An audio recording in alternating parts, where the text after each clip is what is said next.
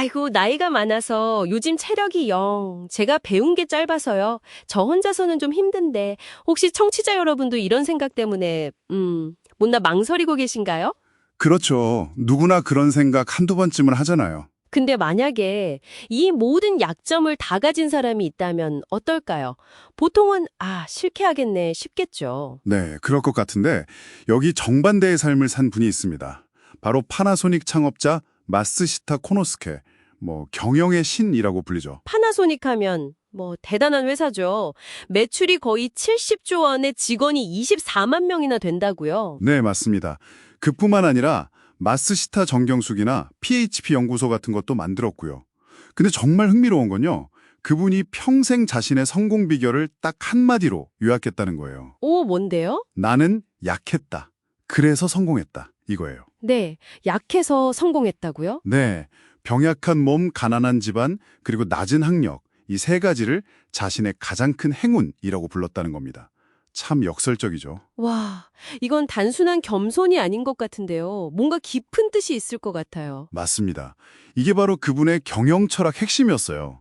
그래서 오늘 저희 딥다이브에서는 바로 이 마스시타 코노스케 이야기를 통해서요. 여러분이 어쩌면 약점이라고 생각하는 것들이 어떻게 강력한 무기가 될 수 있는지 그 비밀을 한번 파헤쳐보려고 합니다. 이게 그냥 위로나 좋은 말이 아니라 실제 그의 삶으로 증명된 원칙이라는 거죠. 그렇죠. 구체적인 전략인 셈입니다. 자, 그럼 첫 번째 행운부터 볼까요? 바로 병약함입니다. 아, 몸이 약하셨군요. 네, 평생 팽, 소라 소화기가 와서 툭하면 쓰러지고 회사도 제대로 못 나가고 그랬다고 해요. 주변에서는 저 사람은 쓸모없다 이런 시선까지 받았다고 하니까요. 아니, 창업자가 그렇게 몸이 안 좋으면 회사가 제대로 돌아갈까요? 보통은 좌절할 것 같은데 어떻게 이걸 돌파했을까요? 그냥 다 같이 힘내자 이런 건 아닐 것 같고. 그 지점이 정말 중요해요. 보통 리더들은 자기가 다 하려고 하잖아요.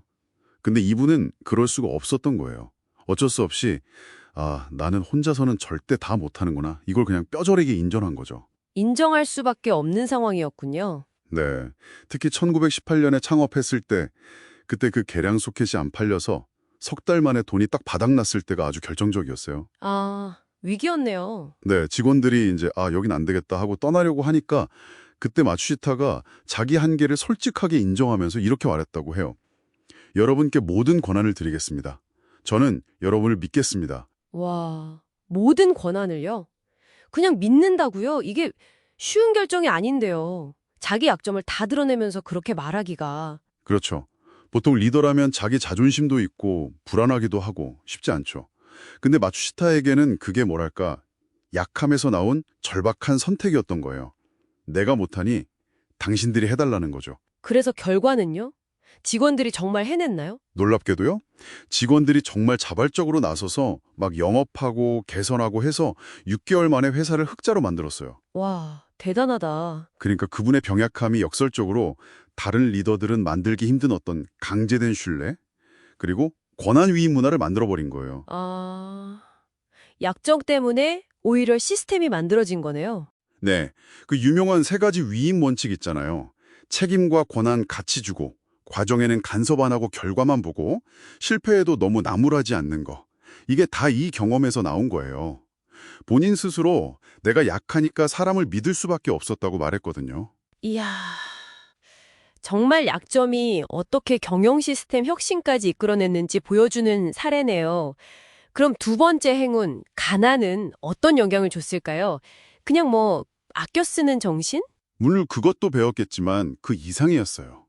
가난을 겪으면서 결핍이라는 게 얼마나 고통스러운지 알게 된 거죠. 그래서 이걸 사회 전체 어떤 풍요로 바꿔야겠다는 갈망으로 연결시킨 겁니다. 결핍에서 풍요로. 구체적으로 어떻게 나타났죠? 그게 바로 1932년에 선언한 물 철학이에요. 핵심은 간단해요. 전기 제품을 수돗물처럼 누구나 풍족하고 싸게 쓸 수 있도록 만들겠다는 사명이었죠. 수돗물이요. 아니, 그때 전기 제품이면 엄청 비싼 사치품 아니었나요? 맞아요. 사치품이었죠. 그래서 직원들도 엄청 반대했대요. 사장님, 그 가격에 팔면 우리 망합니다. 이랬겠죠. 그렇죠. 당연히 그랬을 것 같은데요. 그런데 마츠시타는 밀어붙였어요. 왜냐하면 그에게 기업은 단순히 이윤 추구 집단이 아니라 사회의 공기, 즉 사회에 기여해야 하는 공적인 존재라는 신념이 있었거든요. 아, 기업은 사회의 공기다. 이거 정말 유명한 말이잖아요. 네, 바로 이 가난이라는 개인적인 경황이 당시에 그냥 이익만 내면 된다는 기업 통념을 완전히 뒤엎는 어떤 사회적 사명감으로까지 이어진 거죠. 대단하죠? 네, 실제로 그래서 성공했나요? 그 물 철학? 네. 예를 들어 1935년에 파나소닉 선풍기가 그 당시에 파격적으로 싼 가격으로 나와서 판매량 1위를 기록했어요. 이 철학이 실제로 통했다는 걸 보여준 거죠. 가난이 사회 공헌이라는 더 큰 비전으로 연결됐군요. 자, 그럼 마지막 세 번째 행운. 낮은 학력. 이건 또 어떻게, 아니 학력이 낮은 게 어떻게 행운이 되죠?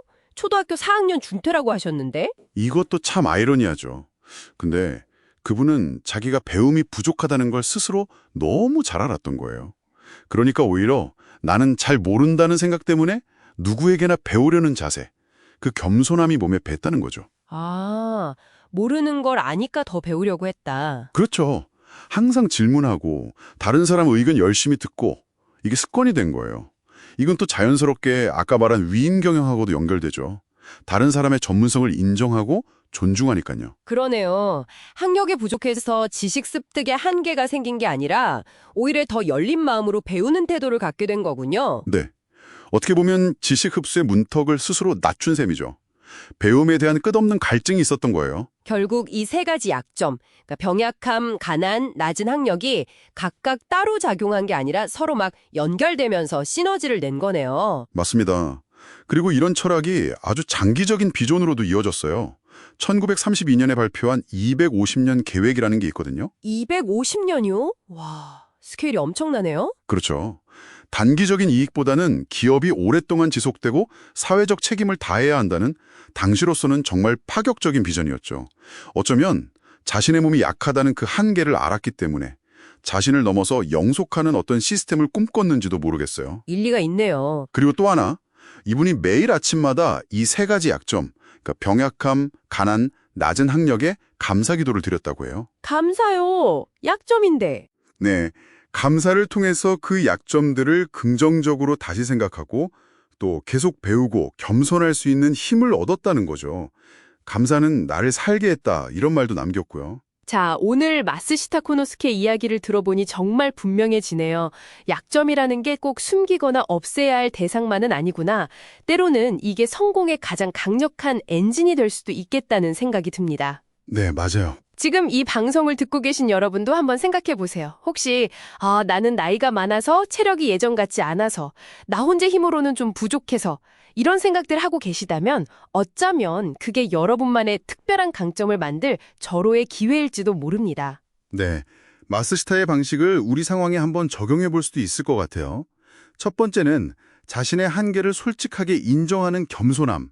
아, 나는 여기까지는 좀 어렵다, 이렇게요. 네, 인정하는 것부터 시작이군요. 두 번째는 그 빈자리를 채워줄 다른 사람을 믿고 도움을 구하는 거죠. 협력하는 거예요.